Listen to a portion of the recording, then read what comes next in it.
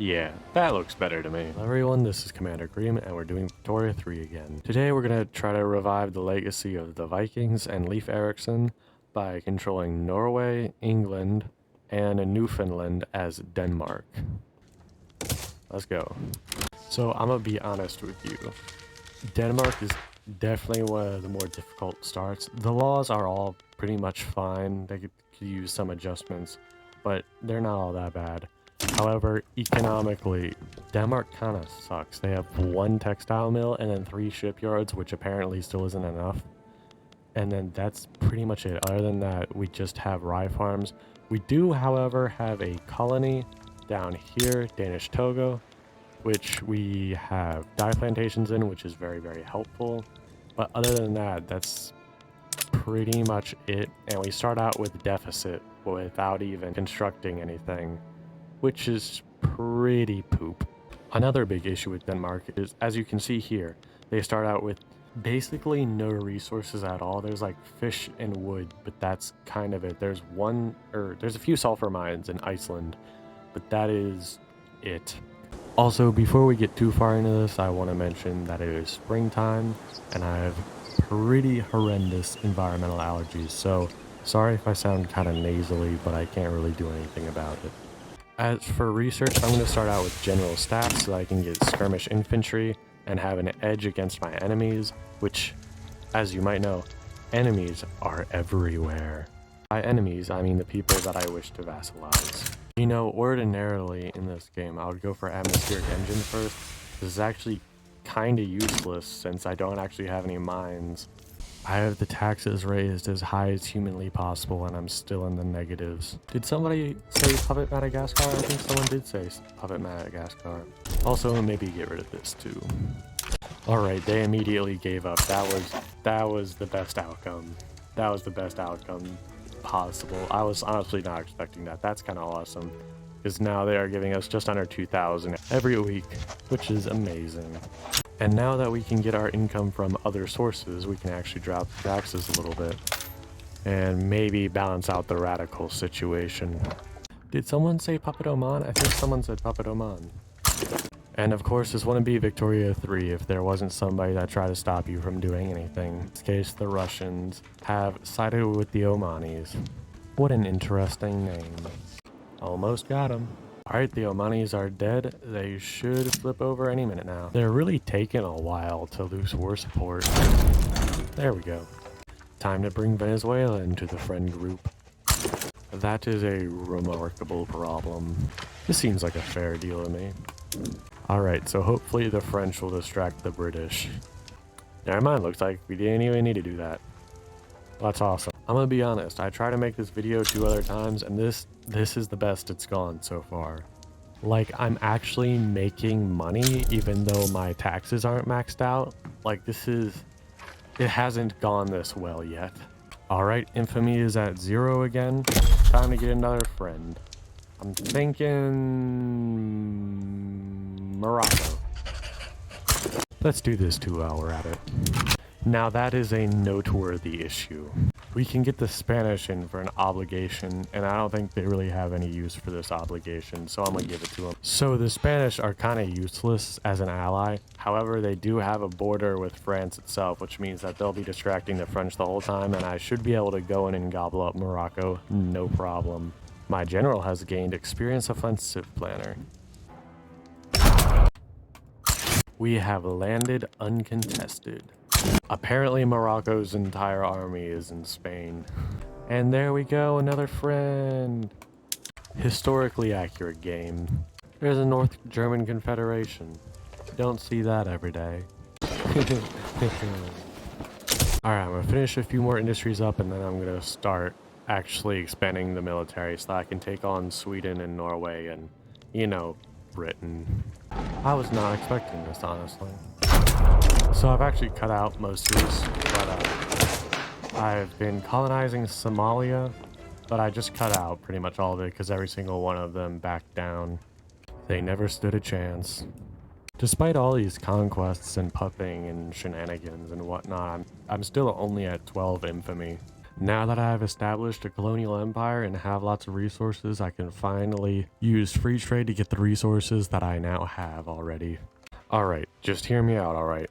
This looks bad, what I'm doing right now, but I promise it's better than what we're currently at. You know, this is one of the big bonuses to just puppeting like 100 different things, is that there can be 4 fronts, and you'll actually be able to cover all of them, and your enemy usually won't. Claiming that the enactment of racial segregation would affect the country's mossy inhabitants disproportionately negatively. I don't think that's a claim. Alright, I'm researching rifling, and I'm gonna research breech-loaded artillery right after that so I can get shrapnel artillery, and as soon as that is done, I fill every Danish person's dream and invade Sweden. That might be a problem. The invasion of Argentina is going very well. It took several tries, but I finally got them, and the British are having a little bit of trouble dealing with the vassal swarm. And I landed directly on their capital, so yeah, they're doing pretty poorly. Argentina, there we go. And the British have less war support than us. That's fantastic. Honestly, one of the good things about having so many vassals just out in the middle of nowhere is that you generally don't have to worry about certain like plantation goods like dyes and whatnot. We have breech-load artillery. That means that the fun can now begin. You know, it says that my income is in the green. It says that I'm making money, but my credit is going up, and that worries me a little bit. You know, I was honestly like just talking about how I'm kind of scared of invading Sweden, but it's like I'm beating Austria on land. I'm a magician. I turned one front into 2 fronts. Every single time I've tried to pass a citizenship law, it hasn't worked, and I've tried like 7 times, which is really hampering the amount of people that can move to my country, and I have a very like remarkable worker shortage at the moment. I'm really lacking workers, and I keep losing a lot of my workers to pointless wars that I keep starting. At least this war is being somewhat successful. Alright, we're having a noteworthy issue with government income. Mainly the fact that we aren't really making any. I don't really know what to do about this. If you look at my finances here, I'm already taxing the poop out of everything and not paying the government fair wages. Okay, as it turns out, it was just the war. As it turns out, war is actually kind of expensive. I just had 2 random events, and I've lost 1/3 of all of my loyalists. Alright, boys, here we go. What a wonderful idea. They have a similar sized army and navy, however, our troops are a good bit better than theirs, so we should do pretty well. And in this we are immediately having the issue of all of the AI's troops end up in the fight, but only 1% of mine do, which is frustrating, but I can't do anything about it. Well, that's kind of nice. I think the game actually heard what I just said and got a little mad. Oh, and we're completely outnumbered, but we're winning anyway. That's great. Alright, we are doing really well so far. Alright, even the Omanis are beating the Swedish. This is way easier than I was expecting. So this front here has 9 battalions on my side, and the other side has 42 battalions. In this battle that is launched on this front, they have 23 battalions, and my general has made 16 battalions out of thin air appear. That's pretty impressive, honestly. 4 times the front, 4 times the fun. The British have embargoed us, and I was getting all of my guns and artillery from them. Ah, nuts. And there we go. We have reclaimed Scania. We have puppeted Sweden, and it appears we have a personal union with, a personal union with Norway. And hopefully if we research pan-nationalism, then we should be able to form the Kalmar Union, or Scandinavia, and we will basically absorb everything here without the radicals because we're not conquering it. We are just getting it diplomatically. Immediately when that war finished, I immediately started taking minus 10,000 and I don't even know why. Like, I have taxes cranked up as high as possible, but apparently this province is draining 22 out of me without actually giving me anything.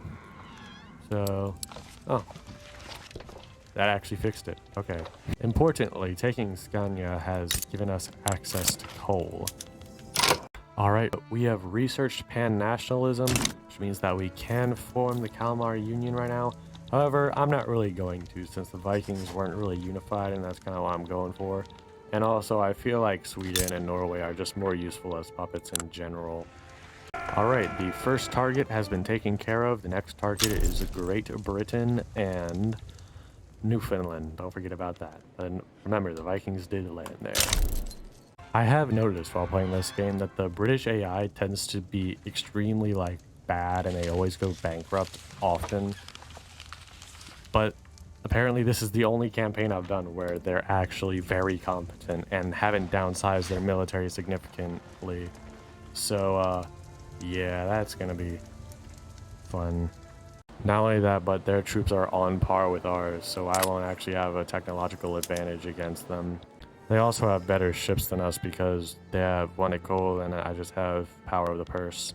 Alright, I think I figured out why we had that issue earlier with the government income. Apparently our ruler just needs lots and lots of new things. You know, funnily enough, I haven't actually had a single, like, uprising in any of my subjects yet. I haven't had to put down any revolts or anything. It's been honestly wonderful. It's a little eerie and unusual, though, if I'm being completely honest. I'm not really used to that. Alright, my infamy is getting kind of high, so I'm gonna stop my conquests for a little bit. 7 fronts. This is just disgusting. Dude, I can't even keep track of what's going on right now. There's just so many fronts, and they're always changing. I'm switching everything over to publicly traded, because that will make it so that there are more capitalists employed, and therefore there will be more capitalists to contribute to the investment pool and pay for my stuff. You know, as soon as I said I haven't had any uprisings yet, there it goes. There's so many battles. Oh my god, it's like they're all like trees in like a forest. There's just so many of them. If I'm being honest, it looks like they're all still in the same place too. And I have one general here. All of this is just all of my puppets just doing all this. All of the fronts have merged into one and we are losing. Looks like the British are having significant turmoil, so this might be an opportunity. How did the Austrians get troops here? I'm really... There's no entrance. They would have had to either go through Egypt or go around? I'm not sure. That's honestly kind of fascinating, because if I can figure that out, that would create some remarkable opportunities. Honestly, I'm really hoping it splits into like 76 fronts again, because that is honestly giving me the advantage because I have 1 billion puppets. So I'll actually be able to fill out all of those, but they probably won't. So I've been at this war for I think like 3 years now, and I just cannot manage to actually push into Shewa, which is the place I'm trying to invade right now, because they have a lot of battalions, and I think that could be very useful to me if they were a puppet. However, I was taking mad attrition just a second ago from the Austrian Navy, but that should honestly fix it now that they're gone. But like, I have twice as many troops as them, and they're basically using irregular troops. Their generals aren't really anything to talk about. They're not even using artillery, so I don't understand why I keep losing. It's really frustrating. You know what? I can't deal with this anymore.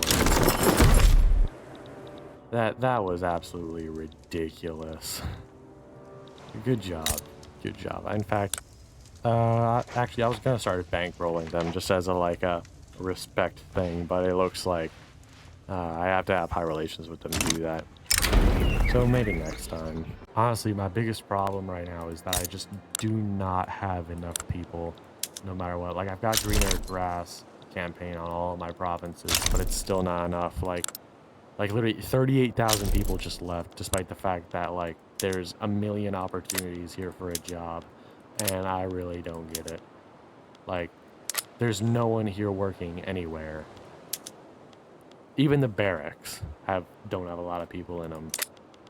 This is honestly a real problem, and I've got no idea what to do about it. Like, it says that there's 500,000 people here, but where are they? Because I can't find them anywhere. All right, boys, looks like the problem has turned into an opportunity. Yeah, the British are having a civil war at the moment. It looks like their GDP has been cut in half, at least for the rebels. This is gonna be fun. We've become a great power. I actually didn't even notice that. That's kind of cool. My biggest problem right now is that I have national supremacy, and I also have migration controls. This migration controls makes it so that discriminated people cannot move to your country. And I have national supremacy, which basically means that only Scandinavians can move to my country. So that's why I keep trying to expand the citizenship, but like the game just doesn't want me to. So I did get an RNG event, which is going to allow me to move down one and let some more people in. This will, I think, let all white people in, whereas it was just Scandinavians. So that should hopefully fix the population issue. I'm hoping. This is the 4th uprising I've had in Norway and Sweden. Oh my god, I have no idea why, but my income has just gone absolutely insane. I don't have to tax the piss out of everyone anymore, which is amazing. We finally got it. Yay, we finally have a racial segregation. That sounds a lot worse than it actually is. Well, actually is. That's not the right way to put it. I think I'm going to keep this ball rolling. Alright, we've got a defensive pact with Russia.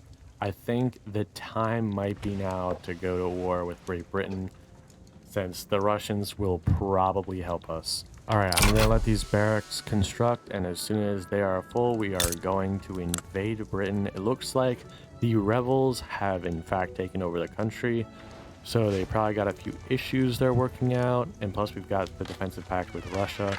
So I think the chances that we will win this are okay. They're okay. They're okay. Alright, so it's starting to get really late, and I need to go do stuff tomorrow morning. So I'm going to leave, and I'm going to come back tomorrow. Hopefully I'll remember what I was doing. Alright, so I just recorded like a bunch of clips, but my microphone was off. Didn't really miss anything because I was just kind of filling the time, but long story short, I no longer have any chicken nugget energy or enthusiasm, and my voice is much more nasally now. Also, that last clip was 16 hours ago. Also, we are going to go to war with the British much later than originally presumed. The rich people are now paying taxes. Let's go.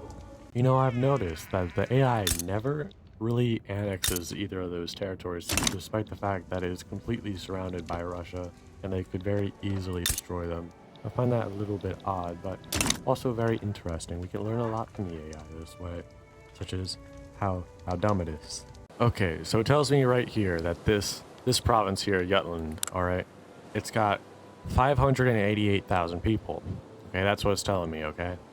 So I'm pretty sure that Paradox Interactive is lying to me here, because I actually added up all of the workers in all of my factories, alright? Everything. These are all the people that are listed in the workforce, and it only came out to 75,000. So 75,000, it's telling me that it has 588,000. Now there is a system in this game, obviously there's the workforce ratio, which means that only, depending on your laws, only certain people can actually work in factories, mainly just men. If you increase your women's suffrage laws, then you can get more women into it. And surprisingly enough, child labor actually doesn't increase the workforce ratio, it just increases dependent income, which I think is a little bit odd. But basically, I think about a third-ish of the people are supposed to actually be working. But this is still not even close to a third. A third would be more like 150,000-ish. Which, this is about half of that. So, if someone can explain this to me in the comments, I would find it very, very helpful, because this has been like a chain around my ankle this whole time, actually having enough people to put in my factories. So if anyone can figure this out, how this works, please let me know in the comments. It would be very helpful. You can see right here the children's rights laws actually do not increase workforce ratio, they just increase dependents' income. However, in the rights of women laws, these actually do increase the workforce ratio, which means that more of the dependents will actually be workers. Did someone say Puppet Columbia? I think someone said Puppet Columbia. That might be an issue. However, I have noticed that the Americans tend not to build up a very large professional army and usually just rely on conscripts, and I'm sorry, I was wrong. The Americans are actually one of the few people that actually upgrade their naval bases, at least prior to the recent update. I've noticed that's been happening more, but it used to be that they were the only ones that would actually upgrade their naval bases. However, they are still using ironclads, and if I remember right, yeah, I'm using monitors, so I have a quality advantage, but they have a significant numbers advantage, so that means that I'm gonna lose. For here, we're winning though. You know, I always forget how long it actually takes for generals to travel to the fronts in South America. So it doesn't look like my guys are actually gonna arrive there when the war actually kicks off yet. So it looks like Venezuela is actually on their own for the next 28 days. I'm not feeling good about this one, boys. That is a wonderful general. We actually haven't made any progress into Colombia itself, but it looks like their war support is dropping. Alright, I'm just gonna accept the white peace as soon as it happens because this is failing miserably. And Venezuela is having a revolution as they are being invaded. As soon as my troops go out to sea, their morale just plummets. And every time they arrive, they're at 0 morale, so yeah. Oh, well, the Americans are gone. We might actually be able to get this now. Or not. This is what we are going to refer to as a temporary embarrassment. The king died. Dude, it's just revolution after revolution after revolution. My diplomatic pact income is just plummeting. Dude, this is the second time in like the last 3 minutes. The worker shortage seems to have finally worked itself out. We have formed the righteous government. I'll be honest, the rest of this video is just going to be me waiting for these naval bases to finally start functioning. As soon as those do though, we should be ready to finally reclaim the British throne. The naval bases are ready. Now, I've got an idea, alright? Now, I think this is a great idea. Let me know in the comments what you think. Here we go. And immediately right before that happens, I get a communist revolution in Sweden. A communist revolution that still has a king, apparently. It looks like we could sway Germany. However, we do not have enough diplomatic maneuvers because we are liberating Ireland instead. Yeah, it doesn't look like we're going to be able to sway anyone. So it's just us against them, unless someone joins them. But I find it unlikely because they are confident, and if I remember right, they're number 1 or they're number 2 great power. So most of the other AIs will probably think that they don't need any help, so that they won't give them any help, which makes it all that much easier for us. I'm praying to God that my vassals can figure this out themselves, and I can focus on England for now. And there we go. Alright, first battle. It's a naval battle. 60-60. Since we have a quality advantage, we are winning. They also got a blunder, and we did not. That's amazing. Looks like if we can land... it looks like we got the naval game secure. Now we just gotta land. That's gonna be the difficult part. And my admiral died immediately after that, and we did not land anywhere. Jesus Christ. Looks like the British have sent a bunch of troops over to Somalia. I think I'm gonna be fine if this area falls, but a lot of these places actually have a decent amount of troops, so I think we should be able to hold out over here. And all those troops that are over there are going to be troops that aren't over here. This guy's a pretty good admiral, though. I guess it'll work. But, like, my god, that was absolutely ridiculous. The road was completely clear. The road was completely clear. We could have just marched right into London, but the guy just had to be an asshole and die. How inconsiderate. We just researched destroyers, but I'm not going to switch over my boats right now because then that'll give them a 75% debuff for the next 7 months. They are adjusting to the new equipment. Naval battle number 2. same thing against the same thing, and we are winning. And we are winning by a lot. Wow. Those are some nasty casualties on the British side. I always love to see lots of dead British people. We have landed completely uncontested. Alright, this is an opportunity that I will exploit to the fullest extent. And the front has split into two immediately. They're most likely gonna beat us on land for the most part, since our troops are pretty much the same. We both have skirmish infantry and shrapnel artillery. However, they have field hospitals and we don't, because they actually have a large supply of opium and we do not. So their morale is going to go down significantly less than us, and they're going to recover a lot quicker. However, I'm hoping that if we can just hold this territory, then that should be enough to capitulate them. Scotland? No, my land. This is like genuinely hand on heart. This is going so much better than I had imagined. Alright boys, it looks like we're actually going to win one of these battles. It does appear that we are holding everything else though. What an interesting idea. Now it's only a matter of time. We're winning another battle, let's go! We're also crossing into Ireland somehow without actually landing navally. We are just kind of walking across the water. That's very interesting. Oh, well, actually I'm not. It's one of my vassals, but you know what? That's still pretty cool. And there we go. We have destroyed the United Kingdom. Comment based if this is the way you think Great Britain should be. Great Britain is apparently still ranked higher than me. Alright, that is part one of the challenge done. We have, for the most part, split apart Great Britain. We can take them all on separately. Now the only part left that we have is to take over Newfoundland. Because remember, Leif Erikson did land there. It is rightful Danish territory. Comment fun facts about great apes if this is the natural Danish borders. The colonies are being very rowdy at the moment. Alright guys, it's that time of the day again. The Norwegians are uprising. This is the third revolution in Norway in the last like 2 months.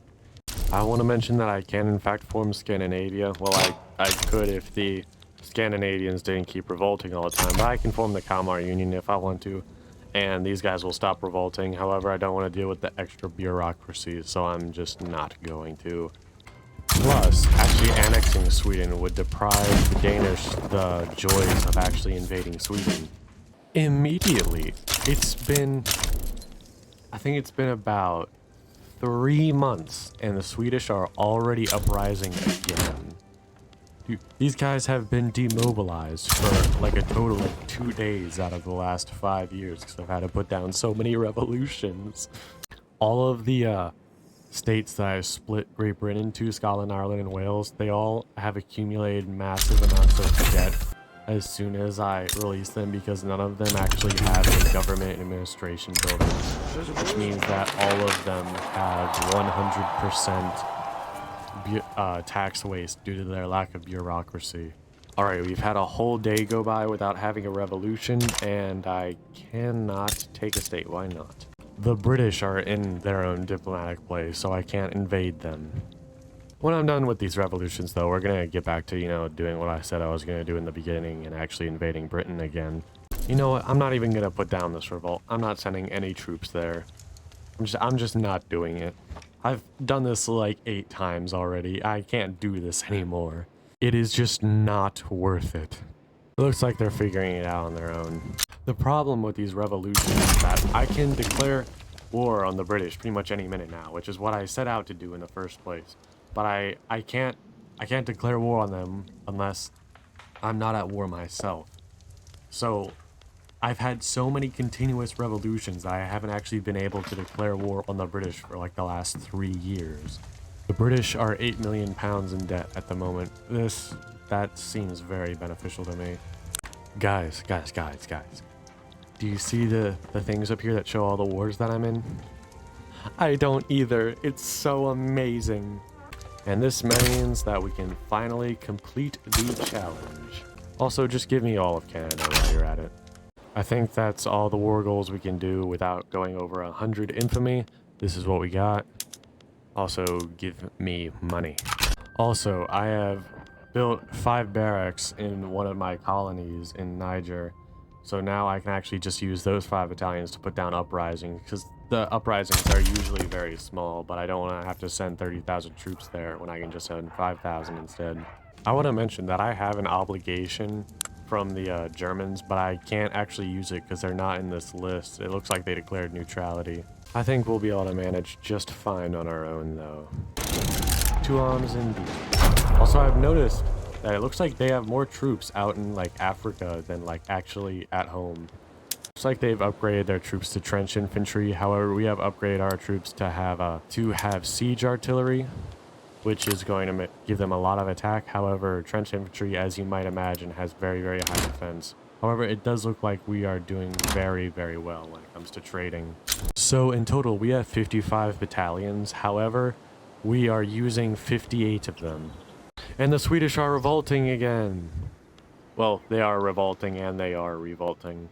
Game is starting to slow down quite a lot, so after this I'm gonna call it quits. But I think I can safely say that we're gonna win and that we will complete the challenge of having the second Viking invasion of England. These kills are just disgusting. This should be illegal.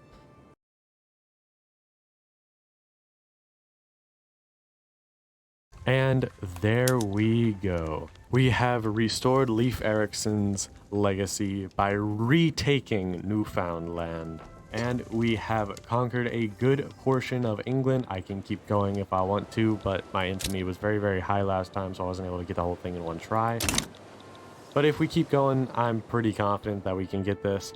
But the video is already pretty long, so I'm gonna call it here.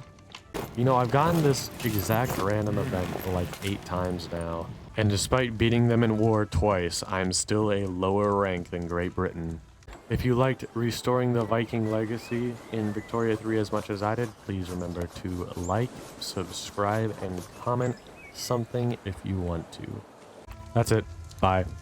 Actually, you know what? Never mind. Yeah, that looks better to me.